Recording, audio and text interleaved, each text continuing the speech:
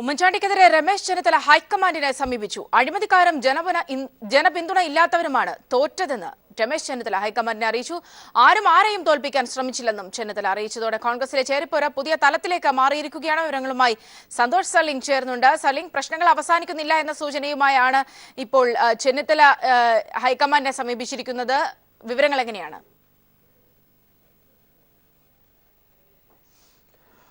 സൗമ്യ, ഇന്നലെയും മെനഞ്ഞാന്നുമായി ഉമ്മൻചാണ്ടി ഡൽഹിയിൽ AICC high command വൃത്തങ്ങളുമായി ചർച്ച നടത്തിയിരുന്നു. കഴിഞ്ഞ കുറേ ദിവസങ്ങളായി കേരളത്തിൽ സംഘടനാ തെരഞ്ഞെടുപ്പ് നടത്തണം എന്നൊരാവശ്യമുയർത്തി ഉമ്മൻചാണ്ടി പ്രതിഷേധത്തിലാണ്. ഈ പ്രതിഷേധത്തിന്റെ അന്തിമം എന്ന രീതിയിലാണ് ഉമ്മൻചാണ്ടി ഡൽഹിയിലെത്തിയത്. രാഹുൽ ഗാന്ധിയും സംഘടനാ ചുമതലയുള്ള മുഗൾ വാസ്നിക് അടക്കമുള്ളവരെ കണ്ട ഉമ്മൻചാണ്ടി പ്രധാനമായും ഉന്നയിച്ചൊരു കാര്യം, കഴിഞ്ഞ നിയമസഭാ തെരഞ്ഞെടുപ്പിൽ തന്നോടൊപ്പം നിൽക്കുന്ന A ഗ്രൂപ്പിലെ പ്രധാനപ്പെട്ട നേതാക്കളെ തോൽപ്പിക്കാൻ ശ്രമം നടന്നു. I ഗ്രൂപ്പിന്റെ ഭാഗത്തു നിന്നും VM സുധീരന്റെ ഭാഗത്തു നിന്നുമാണ് ഇതിനുള്ള നീക്കങ്ങൾ ഉണ്ടായത്. ഇതിനുള്ള തെളിവുകൾ തന്റെ പക്കലുണ്ട് എന്നായിരുന്നു ഒരു പ്രധാന ആരോപണമായി ഉമ്മൻചാണ്ടി ഉന്നയിച്ചത്. അതോടൊപ്പം തന്നെ സംഘടനാ തെരഞ്ഞെടുപ്പ് നടത്തിയാൽ പാർട്ടി പിടിച്ചെടുക്കാൻ കഴിയുമെന്ന് അവകാശവാദവും അദ്ദേഹം ഉന്നയിക്കുകയും ചെയ്തു. എന്നാൽ സംഘടനാ തെരഞ്ഞെടുപ്പ് എന്ന ആവശ്യം പൂർണ്ണമായും ഹൈക്കമാൻഡ് തള്ളി. ഇതോടുകൂടി തന്നെ ഹൈക്കമാൻഡുമായി ഇനിയൊരു സംഘർഷത്തിന് പോകാനാകില്ല എന്ന സ്ഥിതിയിൽ ഉമ്മൻചാണ്ടി കീഴടങ്ങുകയായിരുന്നു. ഇതിന് പിന്നാലെയാണ് ഉമ്മൻചാണ്ടി മുന്നോട്ട് വച്ച ഈ മറ്റ് പരാതി ഇപ്പോൾ പുറത്തായിരിക്കുന്നത്. അതായത് I ഗ്രൂപ്പും VM സുധീര വിഭാഗവും ഒരുമിച്ച് A ഗ്രൂപ്പിലെ നേതാക്കളെ തോൽപ്പിക്കാൻ ശ്രമിച്ചുവെന്ന് ഈ പരാതി അറിഞ്ഞതുകൊണ്ടാണ് രമേശ് ചെന്നിത്തല ഇപ്പോൾ അതിനെതിരെ ഹൈക്കമാൻഡിനെ ശ്രമിച്ചിരിക്കുന്നത്. ആരെയും തോൽപ്പിക്കാൻ ശ്രമിച്ചതല്ല, ഭരണ പരാജയമാണ് UDFന്റെ തകർച്ചയ്ക്ക് കാരണമായത് എന്നാണ് രമേശ് ചെന്നിത്തല അറിയിച്ചിരിക്കുന്നത്. എന്ന് മാത്രമല്ല, ഉമ്മൻചാണ്ടിക്കെതിരെ കനത്ത ആരോപണങ്ങളും I ഗ്രൂപ്പിന്റെ ഭാഗത്തു നിന്ന് ഇപ്പോൾ ഉണ്ടായിട്ടുണ്ട്. സംഘടനയെ തന്നെ ഭിന്നിപ്പിക്കാനുള്ള ശ്രമങ്ങൾ A ഗ്രൂപ്പിന്റെ ഭാഗത്തു നിന്നുണ്ടാകുന്നു എന്ന പരാതിയാണ് ഇപ്പോൾ ഹൈക്കമാൻഡ് മുമ്പിൽ എത്തിയിരിക്കുന്നത്. അതായത് കഴിഞ്ഞ 2 ദിവസം ഉമ്മൻചാണ്ടിയുടെ സന്ദർശനത്തോടുകൂടി പ്രശ്നങ്ങൾ പരിഹരിക്കപ്പെട്ടു, ഉമ്മൻചാണ്ടി ഹൈക്കമാൻഡ് കീഴടങ്ങി എന്നൊക്കെയായിരുന്നു കരുതിയിരുന്നെങ്കിൽ പോലും ഇപ്പോൾ I ഗ്രൂപ്പ് രംഗത്തെത്തിയതോടുകൂടി പുതിയൊരു പോർമുഖത്തിന് തുടക്കമിട്ടിരിക്കുന്നു. വരും ദിവസങ്ങളിലും ഇത് പുകയുക തന്നെ ചെയ്യും. കാരണം VM സുധീര പക്ഷത്തിന് ഇപ്പോൾ രാഹുൽ ഗാന്ധിക്ക് മേലുള്ള ആധിപത്യം തന്നെയാണ് പ്രധാനപ്പെട്ടത്. അതുകൊണ്ട് തന്നെ ഇപ്പോൾ I ഗ്രൂപ്പും VM സുധീര വിഭാഗവും ഉന്നയിച്ചിരിക്കുന്ന ഈ പരാതിയും ഹൈക്കമാൻഡ് കാര്യമായി എടുക്കുക തന്നെ ചെയ്യും. ഇതിനെ എങ്ങനെയായിരിക്കും ഹൈക്കമാൻഡിന്റെ മുന്നിൽ വിഷയം ചർച്ച ചെയ്യപ്പെടുക? പ്രത്യേകിച്ച് ഉമ്മൻചാണ്ടി ഒറ്റപ്പെട്ടൊരവസ്ഥയാണ് കേരളത്തിൽ എങ്കിൽ കൂടിയും സംഘടനാ തെരഞ്ഞെടുപ്പ് എന്നൊരു വിഷയം മുൻനിർത്തിക്കൊണ്ട് കാര്യങ്ങളെ പിടിച്ചടക്കാമെന്നൊരു കാൽക്കുലേഷൻ ഉണ്ട് ഉമ്മൻചാണ്ടിക്ക്. അതുകൊണ്ട് തന്നെ എങ്ങനെയായിരിക്കും ഹൈക്കമാൻഡിന്റെ മുന്നിൽ ഇതുമായി ബന്ധപ്പെട്ട തീരുമാനങ്ങൾ എടുക്കുന്നത്? സൗമ്യ, 5 നിയമസഭാ തെരഞ്ഞെടുപ്പുകളുടെ തിരക്കിലാണ് ഇപ്പോൾ ഹൈക്കമാൻഡ് നേതൃത്വം. അതുകൊണ്ട് തന്നെ കേരളത്തിലെ ഗ്രൂപ്പ് പ്രശ്നങ്ങൾ പരിഹരിക്കുന്ന ഇപ്പോൾ ഉണ്ടാകില്ല എന്ന് വ്യക്തമാക്കി തന്നെ ഹൈക്കമാൻഡ് ഉമ്മൻചാണ്ടിയെ അറിയിക്കുകയും ചെയ്തിട്ടുണ്ട്. മാർച്ചിന് ശേഷം മാത്രമേ ഇനി കേരളത്തിലെ പ്രശ്നങ്ങളിലേക്ക് ഹൈക്കമാൻഡ് കൈകടത്തുകയുള്ളൂ. പക്ഷേ അതോടൊപ്പം ഹൈക്കമാൻഡ് പറയുന്ന അതിനുശേഷമാണെങ്കിൽ സംഘടനാ തെരഞ്ഞെടുപ്പിന്റെ ആദ്യ ഘട്ടങ്ങളിൽ കേരളം പോലുള്ള സംസ്ഥാനങ്ങളെ എന്ന് അറിയിച്ചിട്ടുണ്ട്. എന്നാൽ ഇക്കാര്യത്തിൽ ഒരു ഉറപ്പൊന്നും ഉമ്മൻചാണ്ടിക്ക് ലഭിച്ചിട്ടില്ല. ഇപ്പോഴത്തെ പ്രശ്നങ്ങളിലാകട്ടെ ഏതെങ്കിലും തരത്തിലുള്ള കൈകടത്തൽ ഹൈക്കമാൻഡിന്റെ ഭാഗത്തുനിന്ന് ഉണ്ടാകില്ല. അത് പ്രശ്നങ്ങൾ വഷളാക്കുക തന്നെ ചെയ്യും. അങ്ങനെ ഇടപെടാനുള്ള ഒരു സാഹചര്യം ഇപ്പോൾ ഡൽഹിയിൽ ഹൈക്കമാൻഡിന് ഇല്ല എന്നതാണ് ഏറ്റവും പ്രധാനപ്പെട്ട കാര്യം. കാരണം മറ്റു സംസ്ഥാന തെരഞ്ഞെടുപ്പുകളാണ് മുഖ്യം എന്നതുകൊണ്ട് തന്നെ. പക്ഷെ കേരളത്തിൽ നിന്ന് ഉമ്മൻചാണ്ടി ഉണ്ടായിരിക്കുന്ന ഈ പ്രശ്നങ്ങൾ ഗൗരവത്തോട് ഹൈക്കമാൻഡ് കാണും. മാർച്ചിന് ശേഷം അല്ലെങ്കിൽ മാർച്ച് വരെ ഈ പ്രശ്നം രൂക്ഷമായി തന്നെ നിലനിന്നാൽ മാർച്ചിന് ശേഷം അക്കാര്യത്തിൽ കർശന നിലപാടിലേക്ക് മാറേണ്ടി വരും എന്ന സൂചനയാണ് ഹൈക്കമാൻഡ് നൽകുന്നത്. യെസ്, ഇനി ഈ വിഷയവുമായി ബന്ധപ്പെട്ട കൂടിക്കാഴ്ചകൾ, പ്രത്യേകിച്ച് നേരത്തെ തന്നെ ആന്റണിയെ ഈ വിഷയ പരിഹാരത്തിനായി ആന്റണിയെ മുൻനിർത്തിക്കൊണ്ട് അല്ലെങ്കിൽ ആന്റണിയുടെ നേതൃത്വത്തിൽ ഈ വിഷയ പരിഹാരങ്ങൾക്ക് വേണ്ടിയുള്ള ഇടപെടൽ നടത്താമെന്നൊരു കണക്കുകൂട്ടലായിരുന്നു. യെസ്, ഞാൻ തിരികെ എത്താം സ്റ്റർലിംഗിലേക്ക്. ഇപ്പോൾ ശ്രീ ജേക്കബ് ജോർജ് നമ്മോടൊപ്പം ചേരുന്നുണ്ട്. ശ്രീ ജേക്കബ് ജോർജ്, കഴിഞ്ഞ കുറേ ദിവസങ്ങളായി ഉമ്മൻചാണ്ടി ഹൈക്കമാൻഡിന് മുന്നിൽ സംഘടനാ തെരഞ്ഞെടുപ്പുമായി ബന്ധപ്പെട്ട വിഷയങ്ങളിലൊക്കെ ഒരു സമ്മർദ്ദം ചെലുത്തുന്ന സാഹചര്യമായിരുന്നു. ഇന്നിപ്പോൾ ചെന്നിത്തല ഇപ്പോൾ ഹൈക്കമാൻഡിനെ സമീപിച്ചിരിക്കുന്ന ഒരു പശ്ചാത്തലം, നിലവിലെ സാഹചര്യങ്ങൾ എങ്ങനെയാണ് കാണേണ്ടത്? കോൺഗ്രസിനകത്ത് പ്രശ്നങ്ങൾ ഒന്നൊതുങ്ങിയപ്പോ വേറെ പ്രശ്നങ്ങൾ തലപൊക്കുകയാണെന്നാണ് അർത്ഥം. കഴിഞ്ഞ ദിവസം ഉമ്മൻചാണ്ടി ഹൈക്കമാൻഡ് രാഹുൽ ഗാന്ധിയെ കണ്ടപ്പോൾ പറഞ്ഞത്, അദ്ദേഹം കൊടുത്ത കുറിപ്പിനകത്തുണ്ടായിരുന്നത് രമേശ് ചെന്നിത്തല വളരെ വ്യാപകമായിട്ട് ആന്റണി പക്ഷക്കാരെ തോൽപ്പിച്ചു എന്നറിയുന്നുണ്ട്. അതിന് മറുപടിയായിട്ടായിരിക്കണം രമേശ് ചെന്നിത്തല ഇപ്പോൾ ഹൈക്കമാൻഡിന് കൊടുത്തിരിക്കുന്നത്. അങ്ങനെ തോറ്റിട്ടില്ല എന്നൊക്കെ കൊടുത്ത നിലപാട് എന്താണെന്ന് വെച്ചാൽ രമേശ് ചെന്നിത്തലയ്ക്ക് UDF ജയിക്കുന്നതിനോട് താല്പര്യമില്ലായിരുന്നു അത്രേ.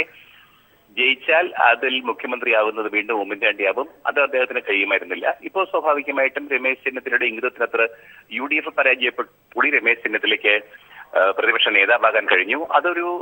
അതായിരുന്നു എന്റെ കൂട്ടനീക്കത്തിന്റെ ലക്ഷ്യം. Telephone line കട്ടായതാണ്.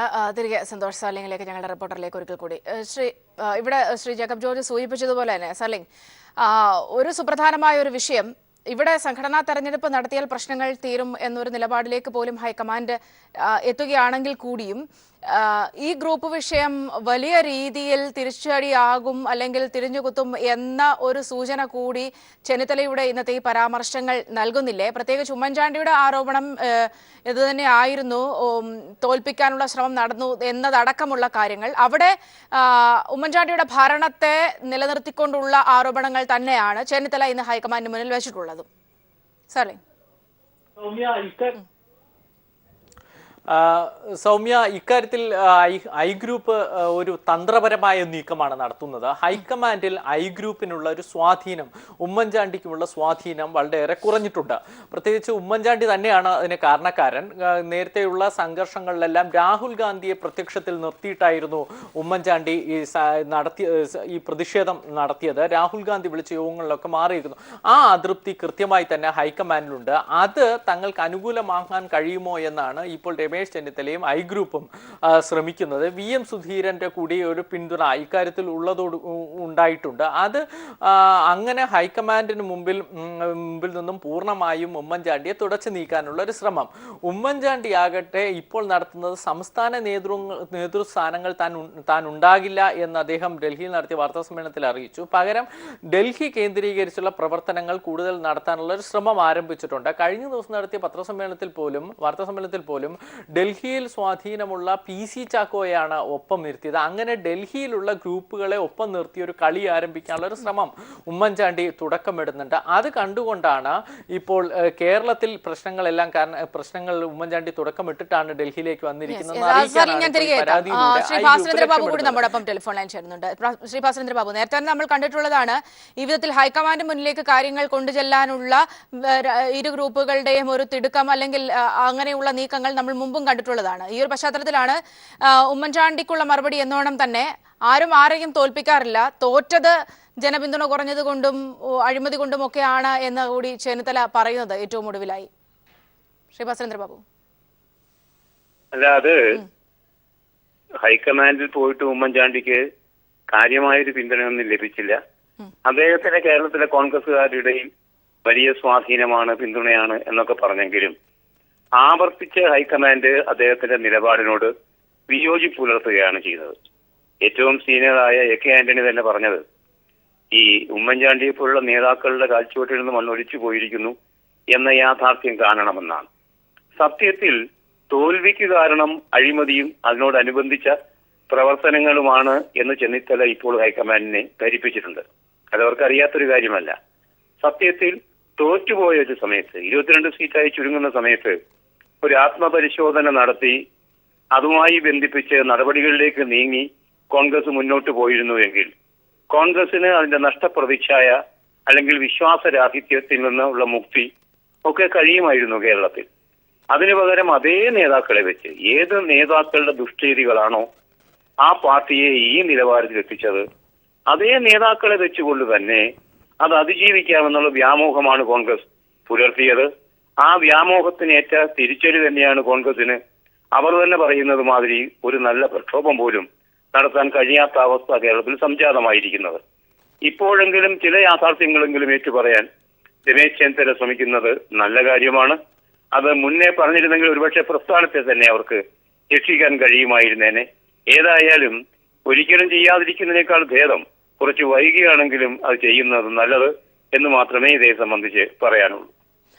അവിടെ പക്ഷേ ഇപ്പോഴത്തെ സാഹചര്യങ്ങൾ ഒരു സുപ്രധാനമായ വിഷയമുള്ളത് കേരളത്തിലെ വിഷയങ്ങളിൽ വല്ലാത്തൊരു തലവേദനയിൽ തന്നെയാണ് ഹൈക്കമാൻഡ് ഉള്ളത്. പ്രത്യേകിച്ച് മുൻപിൽ നിൽക്കുന്നത് 5 വലിയ സംസ്ഥാനങ്ങൾ അല്ലെങ്കിൽ അത്രയും ശക്തമായ തെരഞ്ഞെടുപ്പുകളാണ്. അതിന്റെ തലവേദനയ്ക്കുള്ളിൽ നിന്നുകൊണ്ട് ഈ വിഷയം എങ്ങനെയായിരിക്കും കൈകാര്യം ചെയ്യപ്പെടുക? പ്രത്യേകിച്ച് ഗ്രൂപ്പ് തർക്കം തുടരും എന്നുള്ളൊരു സൂചന ഇന്നിപ്പോൾ ചെന്നിത്തലയുടെ നിലപാടിൽ കൂടി പുറത്തു വന്നിരിക്കുന്ന പശ്ചാത്തലത്തിൽ.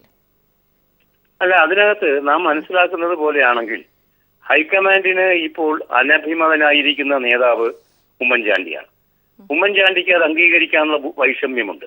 അത് അംഗീകരിക്കുന്നതോടെ AK ആന്റണിയുടെ കേരളത്തിലെ കോൺഗ്രസിന്റെ മേലുള്ള ആധിപത്യം പൂർണ്ണമാകും.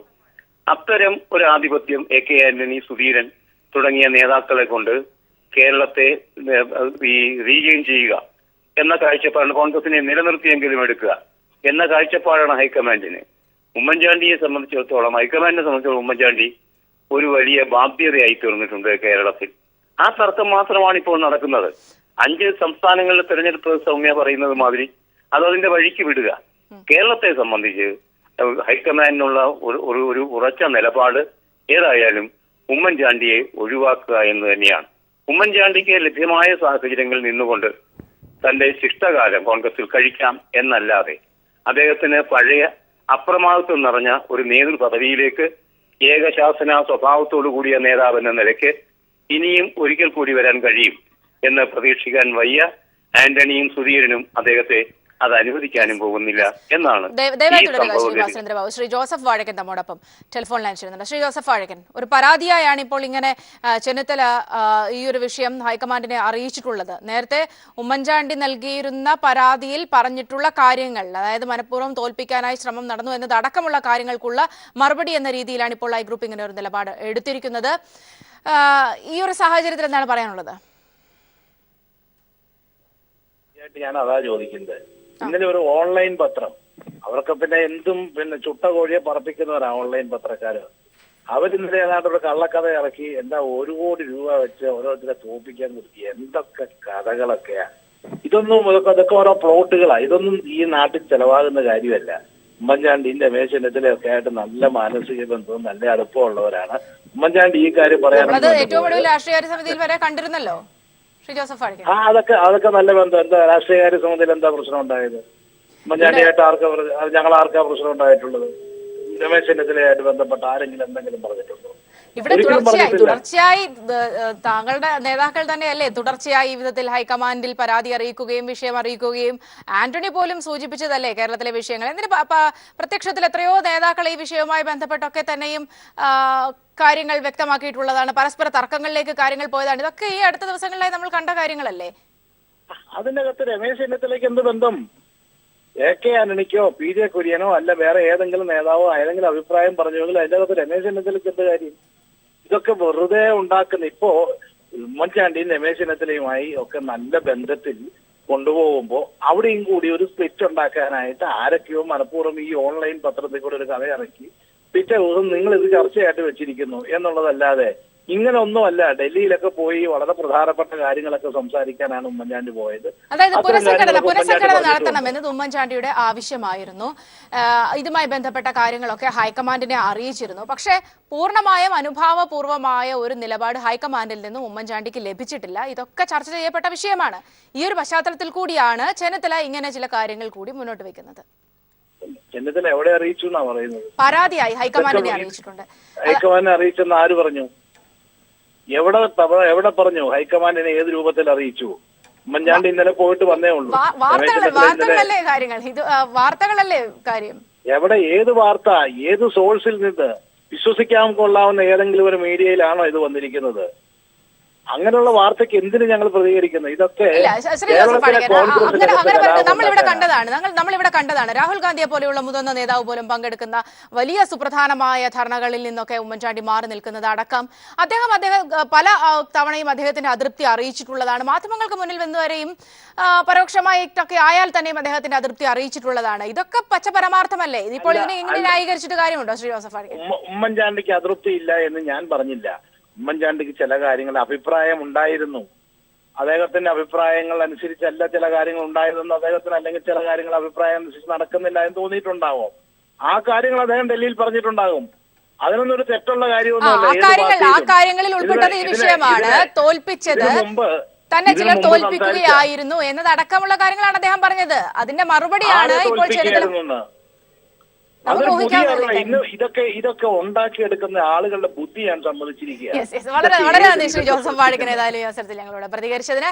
ഒരു ഇടവേളയിലേക്ക് കൂടി പോകേണ്ടതുണ്ട്. ഏതായാലും AI ഗ്രൂപ്പ് തർക്കം വീണ്ടും കൂടുന്നു അല്ലെങ്കിൽ വർദ്ധിക്കുന്നു എന്ന തരത്തിലുള്ള സൂചനകൾ നൽകിയാണ് ഇപ്പോൾ ചെന്നിത്തല തനിക്കെതിരായ ആരോപണങ്ങളിൽ മറുപടിയുമായി ഹൈക്കമാൻഡിന് പരാതി അയച്ചിരിക്കുന്നത്. ഇതിൽ പറയുന്നത് ആരെയും തോൽപ്പിക്കാൻ ആരും ശ്രമിച്ചിട്ടില്ല, അഴിമതിയും ജനപിന്തുണ ഇല്ലാത്തതുമാണ് തോൽക്കാൻ കാരണം എന്നതടക്കമുള്ള കാര്യങ്ങളാണ്.